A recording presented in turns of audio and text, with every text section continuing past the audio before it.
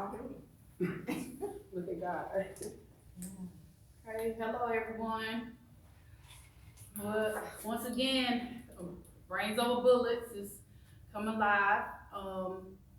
We're excited today to have a special guest, Miss Charley Wilson. Woo!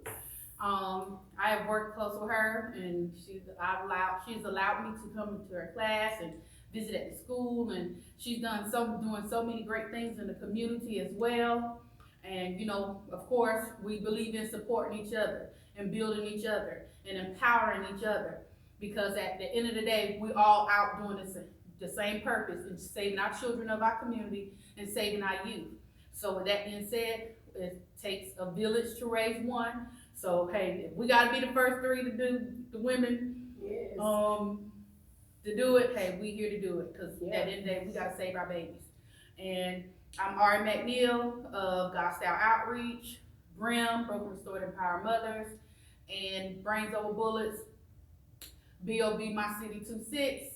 And you can also find us on YouTube, Brains Over Bullets 26 quotation. And Of course, you guys know I'm Demetria, Brains Over Bullets, everything Arby just said, so I don't have to repeat it again. I am the founder of YDIG Youth Diverse Intervention Group. We predominantly work with at-risk children. However, I believe that all children can benefit from programs that we have. I truly believe that when you take kids that society has deemed as bad or behavioral issues and things of that nature, and you put them with children who are excelling in school, who's doing great things, it allows both sides to see something unique. It allows the kids who society has deemed as a trouble or bad to see that it's okay to be smart and still have fun, because it's about decisions and choices. And it's also for the kids who are doing right to understand that one bad choice can put you on the other side, and sometimes that one bad choice can spiral to the point where you're trying to figure out how to get yourself back grounded. So I love working with all children. It's my greatest passion.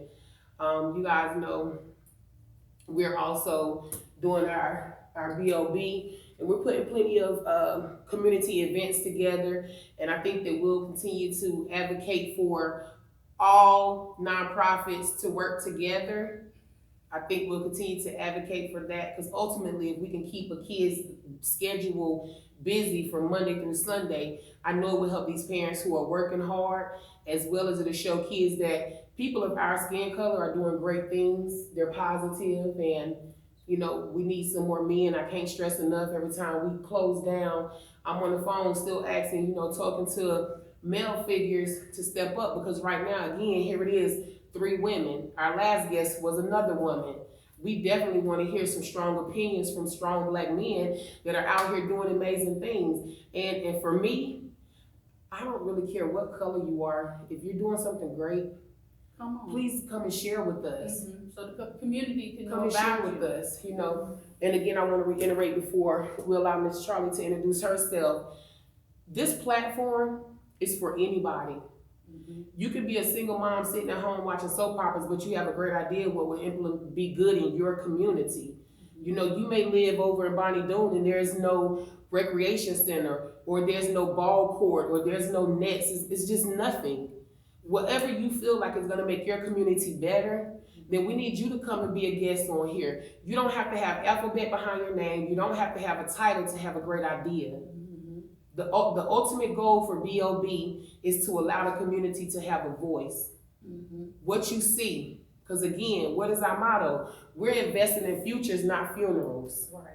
So if we don't want to keep having funerals, we got to collaborate to build our future. Mm-hmm. So again, you know who I am, and let Miss Charley say who she is. All right. First of all, I want to thank Ari and Demetria for inviting me, to their program. This is really awesome. Again, I go by Charley, but my name is Charley Wilson, so you can call me either or. I am a business educator, a mom, wife, just advocate, business owner. I wear many hats or whatever, do many things, but I'm here. I took interest in the program and was very happy to accept the invite because I love kids, I love children. I teach the high school level, And so I also have a nonprofit organization called Community Preparatory Academy. And eventually that will birth into a literacy center and basically a hub of resources for children. But, I still do things. We don't have an actual building, but anytime that, we have a child or somebody like that in need, then I do step in and do what I need to do. Even if it had to come out of our own pockets, from my home, we still make it happen. But again, I also do life insurance as well. I want to put that out there because I've been seeing plenty of GoFundMe's and a lot of things that's been happening in the community. And so I've done the training, went through the work of the classes and conferences and stuff like that. So I do have my life insurance license, and I love to give workshops and educate people on it. So even if I don't actually sell you a product or something like that, I still want you to be able to understand the types of insurance and really how affordable it is, because it's really not that expensive. And we need to have our children covered because things happen. Right. And so just have a great deal of experiences. So I look forward to talking with you. I don't know what y'all have for me. Let's do it. I feel good about absolutely. Okay, so, one of the topics that I picked today that would probably benefit from all of us in public, social media, you're welcome to put a question up, post a question. I'm working in the process of trying to get a phone line, where we can be able to, have calls coming in and we can ask questions on, and then everybody can hear you talk, so I'm working on that. So, but this is, like I said, community podcast. Everybody's welcome. Nobody is pushed away, because we all have children that we're trying to raise in this community. One of the questions I had, how do our culture get away from impoverished and institutionalized mentality? Ooh, that's That's me. Yeah. Ooh, that's how do we get away from that? I mean, for sure, it's not an overnight process.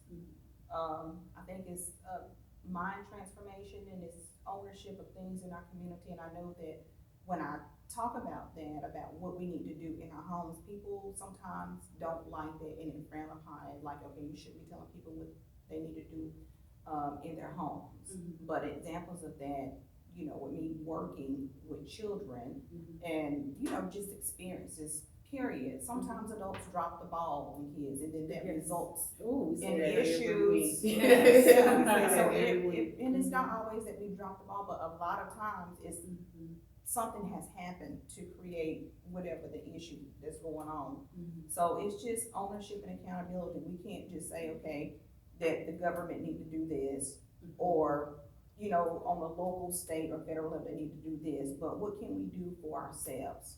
And how can we better educate, our children? I'm seeing a lot where grandma, is raising her great grandchildren or her grandchildren. She, they're doing the best that they can, or children, having children and they're kind of winging it, so how can you pour into this child or whatever, and nobody has poured into you, so you're not equipped with the tools. So you see, it's an array of things. It's just not one solution, but I mean, it's just community, unity, bringing awareness, and doing your part. Because I think that everyone has a part. What you do, I can't do. What you do, you know what I'm saying? Because everyone has their own special gift. Right. You know what I'm saying? They're blessed, with certain things, so you have your certain part to play. So I think that if we all collectively did our part, it would make a huge difference. It's not gonna eradicate everything, but it will make a difference. So I think that we all are doing the best we can. I'm in the school system. That's why I was clear about, I don't represent the school system. Right. I represent Charley Wilson, a Black woman in America. I know that's right. So with that, I have to do my role. I'm in the school system because I had to go through certain experiences, and I needed to be there because children needed me. Certain children, I had to be there for certain things that occurred. Right. Even with, the young lady that I lost in May on Mother's Day, I was in her, it was for a season. I needed to be there to help her navigate from one point to the next. Right. And I did my part. Right.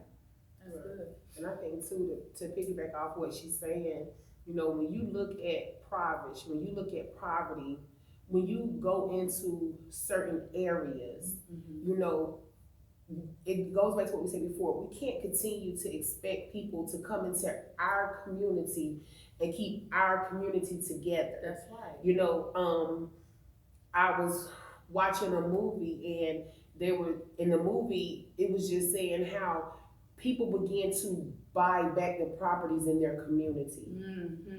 You know, when you're able to financially pour back into your community, Yeah. I strongly, anybody who know me know, I strongly say, let's support Black-owned businesses. Right. Because this is the only way that we can bring our own Black Wall Street. This is the only way we can be accountable of our money. So when we're walking down the street and you see trash and you see garbage and you see different things, no, you didn't do it, but come out sometime on Saturdays and clean up environments. You have to think about it goes back to the miseducation of the Negro. What Carter G. Woodson wrote back in the 1930s. We are taught to love everything, to respect everything, except our own culture. Right. So when this is systemically done, I don't value your life as much. And that's I'm the taking Willie, your that's the life. Willie Lynch too. I'm taking your life before I go take somebody, you know, in a hood that's really, you know, KKK or whatever, that's really trying to cause some harm. I'm gonna take your life. I don't value your life, and we see that all the time. Or that I want to get away, you know, from where I came from, and then look at the life of Nipsey Hussle, where he was trying to make a difference. He was murdered. You know, and so people were torn between that, because people were like, okay, he had no business there. He shouldn't have been hanging around there because of where he was, but he had a heart for his community. Right. So what do you do? Right. And you know, and that's kind of true too, because I was saying before, like with my brother, I used to tell my brother all the time, I'm like, look, you're trying to get out of here, you know, and I think then I didn't have as much education and knowledge as I have now, but I used to always tell my brother, I'm like, you know, sometimes you have to get away to get where you want to go. Of course. It doesn't mean that you don't come back and pour into that community, but sometimes I think the hardest thing for us too is severing ties, because I think culturally, some of us hold a sense of loyalty where it shouldn't be. Correct. And how it shouldn't be. I agree. You know, it's like we're loyal to the things that really don't matter. We're loyal to the things that don't mean us no good. That could hurt us. That can hurt us. We're not loyal to, you know, building each other up. Yeah. But you know, you gotta realize, and it's so bad in our community. Like I said in the other podcast, I have went out in plenty of communities all around North Carolina, and I see them pull together. I see them work together. I see it's about 1,000 and some people out for one event, but you come to Cumberland County and it's so segregated. It's one over here, one doing this over here, and it's so bad. The crab mentality is so bad here. It's the crab mentality. I gotta pull you down before you get too high, because then you might look better than me, or you might do better than me, and you might make more money better than me, and they might come support you, and then what I'm supposed to do? How about we all support each other and everybody living, everybody eating? That's how it was when we was growing up. Everybody was making sure everybody eat. But I really wish I could really put my finger on it where it started. It started with, like she said, with when you look at the article she quoted, and when you look at the Willie Lynch story, when you look at those things, this is where these things started at. It goes back to when we was at Chubb event and Ricky and I were talking, you know, breaking this institutionalized mentality. Our Black men from slavery, Black men have been stripped and broken of their true manhood. And I believe that's why a lot of them are not standing up today. And I was watching a video, I was on YouTube, you know how you scrolling down or on Facebook, one of them social media sites, and I seen this young white guy, and he had on a mink coat, and his hair was like yours, and he was flaunting around like a woman and imitating a woman. And I'm like, wow, you don't see many women trying to make videos and getting out there trying to be like a man, but you always see a man trying to be like a woman. And I'm like, why? I'm like, why what in the mentality of I don't want to be a man no more. I don't want to stand up and be a man no more. I don't want to be a dad. I don't want to be a husband. I just want to be a woman. It's programming.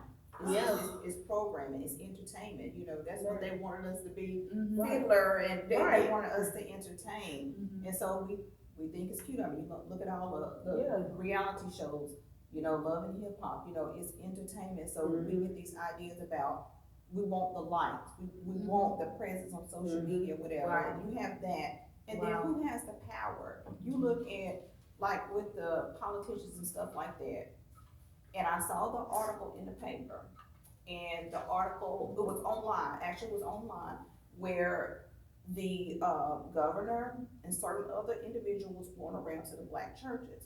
Mm-hmm. My question was, where have they been all year long? And you And know, it's time to start doing the voting. But you know what? It's funny that you say that. It really is, because I'm not gonna call his name, but he's a politician as well.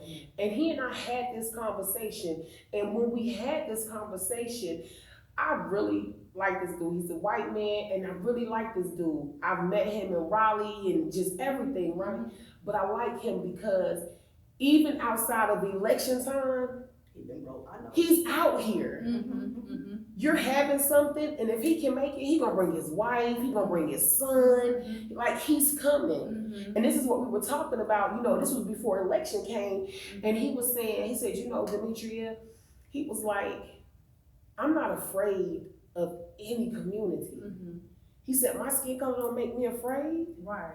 He said, I bring my family. Mm-hmm. He said, because at the end of the day, we all wake up and go to sleep the same. The same way. That's big. The same, But and that's true. Other people don't make that evident though, and you see that.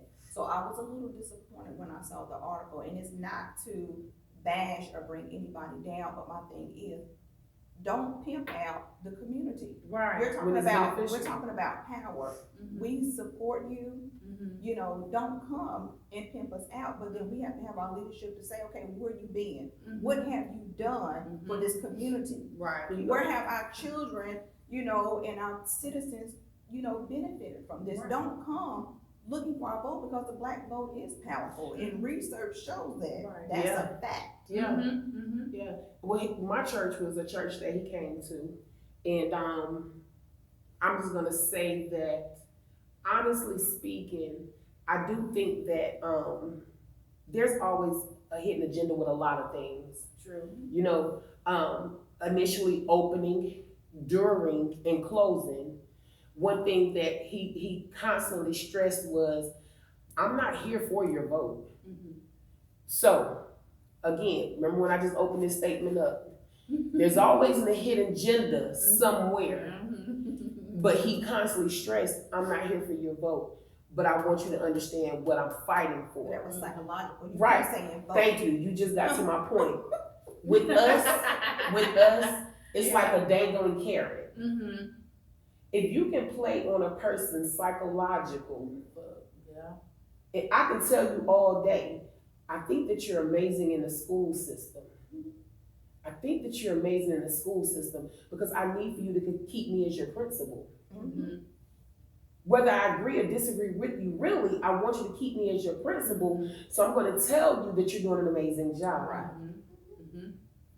One thing about politics, and a lot of people get mad when I say this, and I say it in a setting, you know, it's a game that has trickled over into our churches, Yeah. into our school systems, Mm-hmm. into the businesses. Mm-hmm. It really has. Mm-hmm. And it's not a benefit. And I say all the time, I truly respect and I truly love and like Tisha Waddell. Mm-hmm. Because to know her on another side, outside of politics, Mm-hmm. I appreciate her agenda. Mm-hmm. Her agenda is, I'm a black woman, I'm a wife, I'm a mother, and we on a budget. Mm-hmm. I pay taxes like you pay taxes. So I want to ensure that our tax money is being done right. Right. So I'm gonna say no when no needs to be said, even if everybody else say yeah. Right. I understand. So we need more people in politics who's prepared to stand up in the heat, not just come out when it's election time. And stay and consistently, be present. I know that they can't be there for every single thing, but like you named the one, well, you didn't name, but I know who you're talking about. That example, be present. Don't just come out there and try to pimp us for a vote. And then this is why we are where we are. We've been voted Democrat. We've been supporting people that come out there and tell us sweet nothings and then do the opposite. And then our agenda, the Black agenda, is left behind and we're stuck in the same situation. So we're giving power to people that shouldn't have it. So that is one way to pull us out of poverty, is really hold people accountable. Yeah. And the thing is, what is the process for that? Charley? So on the institutionalized mentality, I've noticed from Fayetteville to Raleigh, the one thing they did was tore down all the projects. And then now they're rebuilding up, to me, new projects. They're just beautiful projects now. I'm honestly, because you took, and this is a conversation I had with my boyfriend, you took people who were living in the projects and you gave them a voucher and then you told them, I'm gonna take you and move you over to Cliffdale, Rim Road, where they're not accustomed to being in an environment, in a structured living that they weren't accustomed to. And I'm saying, dang, the exo institutions, like, they don't even know how to act in this apartment. They treated this apartment like it was the projects. Do you think that was a strategy for them to try to stop this institutionalized mentality of demographics? I don't know if that's the case. I don't think I know enough about like what's happening in that area, I guess the real estate transactions or whatever, to really say so. I know that if you look at, I guess, gentrification and things of that nature, I mean, yes, it's a hidden agenda. Like the Gullas in South Carolina are fighting to keep their waterfront land. Why do they want it? Because they want to do what they did to Hilton Head. They'll take our land from our people and turn it into what they wanted to. And so what they're doing is building around it. Taxes go up and it drives them out because they can't afford it. So I understand that concept. What's happening here, I'm really not sure what the motive is. Do we have a seat at the table? I don't think that we have a seat at the table, and I think that it's a new form. It's another form of gentrification. That's what I think. So what you're telling, so explain to me again. So they're taking. Explain it to me again. So what I would think that maybe they were trying to move to give them, the families that have came from the projects, a chance to say, hey, you don't have to live like this. Let me show you that even though we're providing lifestyle for you, we're providing housing for you, but you don't have to live in a impoverished area. Let's move them over here. You say, hey, look, we're helping you. We're showing you don't have to stay like this. Hey, look, we're helping you. We're pushing you up. And see, but I think it's another form of gentrification. I say follow the money. Because there's gotta be some shuffling of money. It has to be motive as to why they wanna move a group, relocate one group to another place. It has to be follow the trail of money. And wherever the money is going, that's gonna tell you the reason why they're doing what they're doing. Because the thing is, the projects are what? Low income families. That's what Overrun and stuff is. It's for low income families. This is what Habitat is. It's for low income families. The ultimate notion is saying, this is how they want us to feel. They want us to feel just like you're saying. Hey, look, we're giving you a hand up. It's not a handout, it's a hand up. But it is what it ain't. Because you're still putting people in a sense and a form of something that they mentally cannot afford. What's the school districts there? Like when you say they move them out, are they moving and relocating them to better school districts or the school districts? Well, I don't know enough about school districts, but honestly, I think that all our schools need improvement. So I don't think that moving a child from one place to another place at the school is gonna really matter. I think for me, I hear that what's the name of the little school? Like the little kids go there. Yeah, something. I think like Lord Lord Almond, Jack Britt, and there's another one that they say are like these are class 1 schools. You know, so I don't think that like the school district, I think the thing is because here it is, you're building up all these apartments where they used to be projects at, and you're giving someone else the opportunity to move into these apartments, but you still hold the same strict regulations as if it was the projects. Well, I want to read something that that I found on the internet when I was, you know, thinking of when I came across just thinking of a topic and something that really brought my attention, which is the impoverished and institutionalized mentality. There are some Black people who are wondering when they are going to get into a metaphorical promised land. They are angry that of not having achieved their desired success level, and their communities are subpar educationally and sociologically not up to par. And I got that from the Victim Mentality of Black American website. So I thought that was very powerful. Can you read that again? There are some Black people who are wondering when they are going to get into the metaphorical promised land. They are angry that they're not having achieved their desired success, and their communities are subpar educational and social economically. So I think that's kind of powerful. So I would ask you from the education standpoint. My question is, with that being said, being that you deal with children all the time, how do you feel as an educator in this community? What do you think that would better help you as an educator when it comes to your children? I know that's a lot of questions in one. Based on my experience and my interaction with the kids, and I work with the high school kids, so 9 to 12, they're big babies, and they come with, they want attention, you know, a lot of times. They just want to be heard. Now they even have to even say a lot. They, and sometimes they do need something beyond what Ms. Wilson can give them. They do need some counseling, and more intense than I'm equipped. I can give you some teacher love, I can give you some mama love, you know, and I do, you know, I pour into, I love my students. But they're angry. They are, and because sometimes they feel, from my experience, I'll tell you, sometimes they feel that they can't, or that they don't know how, or, you know, whatever their circumstances are, that they're not gonna rise above their circumstances, or that they coming from an environment that they just feel like that they're not loved for some reason, and you have to listen to them to help them understand. I say that all the time. That, okay, just because this is where you come from, that don't mean that that's the end of your story. You get to write your own history. That's right. So you have to really, you have to be understanding, because some teachers can look at a kid and say, okay, they're acting out, they're a problem.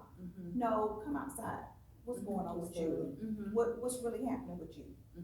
Because you treat me, and I'll tell them straight, you treat me like the enemy, and I'm not your enemy. I didn't do nothing to you, and I have feelings just like you do. So what's going on with you? Right. And that's the conversation that I have with my students. Because I want to know, and I really want to help you, because my goal is I want to help you succeed. And I always tell my students, there are a million things that I could be doing, but I chose to be here with you. And I need y'all to be here. Right. You know, I want you to be successful. This is ministry for me. That's Like, right. this is why I'm here. That's why I right. tell them, this is just not a job. I don't care about that paycheck. Right. And I mean, I'm not trying to be arrogant about it, but it's not the paycheck. No, but I agree with you. Understand. I totally agree with you, because I used to say this to Ari all the time. Those are my sentiments working in the mental health field with children. You know, there are certain jobs, and I say this, there are certain jobs working in mental health facilities and working in schools, in jails. You have to have a passion for those things, because if you go for a check, your burnout is gonna come quick. Yeah. And then your burnout resonates in your attitude of how you treat people. That's true. But when you go in there and you're doing this because it's not a monetary amount that somebody can put in front of you that's going to equate to what you're putting out. Mm-hmm. And I think if we had more teachers to truly take that notion and I'm gonna say this, I have a great respect for teachers because teachers deal with your child. It's 24 hours in a day. Yes. And they actually deal with your child more than you do in a day. So they're like an additional mother, an additional father, an additional grandparent, because teachers age array. Yeah, and they're getting younger. You know, and the thing about it is, you know, I said to somebody, I said, I don't understand the education lottery because I don't understand why we're steady asking for more money when we got an education lottery that does not apparently give back to the school. Because I have friends who are teachers and they take out of their household so that their students can have the supplies that they need. I have a friend who's a teacher and she has a smart board that don't work. And she can't say anything because you'll get blackballed. Wow. That's how deep it is. That's definitely part of the culture. When you speak out, they're gonna try to do it. That's what I call a form of lynching. Yes. Is when instead of putting a noose around your neck, they're gonna put the thing around you so tight, try to put pressure on you. Yeah, that no school wants you. Yeah, you're not transferring. They want you to be quiet. Oh yeah. Yeah, it's deep. You're not getting a promotion. It's deep. Wow. Teachers endure so much that people don't know if you don't have a relationship with one. If you have a relationship with one, then your heart goes out because I used to, so everybody knows, anybody kid, I'm gonna take them. It don't matter. We're gonna figure out how we get what you need. We're gonna just, come on. And when these school lists would come home, I'm like, you one child. I'm like, you are one child. Why do you need a 7-inch tablet? You need this, you need 5 pencil boxes. And I'm like, why? But when I became friends with teachers, I understood because see, when we went to school, our parents made sure we had what we needed. But there's kids that's coming in with no paper, no pencil, no notebook, no tissue, no glue, no lotion, no deodorant, everything. So this is what teachers are doing. The saddest thing was the article that I seen of the teacher who was in the store and she didn't have any money, but her class needed supplies. And she got caught trying to steal supplies for her class. Wow. You understand what I'm saying? When you look at the economic stress of our schools, of any institution, it's disheartening. It's disheartening because we have to start investing in what we want to flourish. Right. Well, I can tell you with the education lottery, I was a part of this organization called it's the North Carolina Association of Educators. We have a local one, which is Cumberland County Association of Educators. And I was their secretary for years. I was on the executive board. And I resigned after we had the issue with the Black History Club because they tell us that, they advocate for children, they advocate for parents, they advocate for, things that's going on in the community. And so I was paying $500 and some a year for my membership. And there are like probably over 700 and something teachers in Cumberland County that pay $500 and some membership for this program. But when it came to an issue regarding the Black kids, those children and children of color, they did not stand up for them. But one of the things that they, as far as we would go to like the General Assembly and meet with the representatives. So at that time, it was Representatives Soka and Senator Bill Clark. And I did ask a question about the education lottery. What can happen with the education lottery is that money at that time, and I'm not sure if that's still policy, so this was at that time, can be transferred into different accounts and used for different things. So that just because it's going to that account, it don't mean that it's gonna be 100% used for education. Wow. That was the information I received because when you drive down to South Carolina, they school people like colleges down there. Let's go. So I was wondering, okay, what's up here in North Carolina? So when I had the opportunity to sit before them, I did ask those questions. So that if that's the rule is still the same as it was then that's what's happening with the money. And so you can probably maybe get a copy of budget reports and see the different places that they're dispersing that money. Wow. Is that for the NCAE? No, well, I was a part of that, but it's like the state budget, the General Assembly. Okay. Yeah, Right. I joined the NCAE too, Mhm. but, the fees is high, it's like $200. That's what she was Yeah, just I was, saying. yeah, Yeah. well, it's like a lot of teachers that pay, but like I said, when I had supported causes, I had done a lot. Mhm. But when it came down to that was like the litmus test for me. When you didn't stand behind those kids, Yeah, then it was a wrap. And Yeah. I asked the president of that organization, Tom, I said, I need for you to stand with me at the school board and address this issue. Because we had examined policy, I had presented, the information to them, and when that didn't happen, I said I resigned. so for our guests that don't know what you're making reference to, can you enlighten them on that situation that happened with the 71st school students who were not allowed to wear their stoles? Is that Right, it? yes, so this was like 2016, 2017 timeframe, and, we started the Black History Club. It was a colleague and I that started the club, and because she was a history teacher, and that was something that was missing, and then we had a lot of behavior issues. And so I had looked at like a group, it's called a Silo, which is a Carter G. Woodson, he started that organization, and I had looked at like a I think it was like the Pencil organization. It was like an after-school program. And then I had looked like it on UNC Charlotte's website or whatever. They had like a Black History Club as well. And so I kind of was looking at the information. I said, we can do this. So we started, kids were coming, and they wanted to wear a kente stole. And so all the information was there. We looked through the handbook, the emails came out. They asked us clearly, okay, it's time to order your regalia, the stoles, whatever it is you're gonna order. We put in the request. The check was cut, the principal signed it, we sent it, the stoles were sent from, Guyana, they were made in Guyana, and the kids got their stoles, so they walk around the school, and they're like proud, they were happy. Right. And they came down and they told Ms. Wilson, principal said, we can't wear these. And I was like, you joking? I thought they were joking. I seriously thought, I said, he's not serious. He said, Ms. Wilson, I don't think he's serious. So I go up there and I talk to him. He said, they're not wearing it. The students are not going across the stage looking any kind of way. Yeah, and I was like, well, is there any way that we can, we can kind of reach some type of happy medium? I said, because I followed the procedures. Didn't you hear what I said? So this is a man, that was a man, I'm a woman. So I said, okay, deuces. I leave out of the office. And so I called the school board. I called our graduation coordinator. Graduation coordinator said there was no regulation against it. School board member tells me, she said, hey, I don't know why they can't wear it. The Native Americans been wearing theirs. Right. It's a cultural stole. School board member called me back. She said, I'm gonna call him and talk to him. She calls me back. She said, Ms. Wilson, if you were the principal, she said, I would support you. I'm gonna have to support him. And she sends me, this email. So, and she told me, go in there and talk nice to him. Take him a cupcake.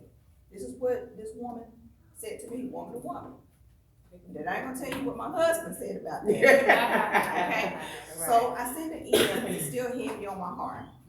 So I sent an email and just broke down everything, all the policies. I sent her a copy of all the emails and showing her I follow the rules. It's like 32, 33 pages in the handbook. There's nothing that says that we can't. I'm looking at the board regulation. I don't do my homework, and I was like, there's nothing that says they can. I found out that the board did not have a policy against it, but the following September, they came out with a policy that banned, so the Native Americans could wear theirs. Black History Club still could never wear theirs. The issue was the Native Americans had been wearing theirs for 6 years. Now, after that, I was completing the administrator license course. I had submitted my package. They told me I had met all the requirements.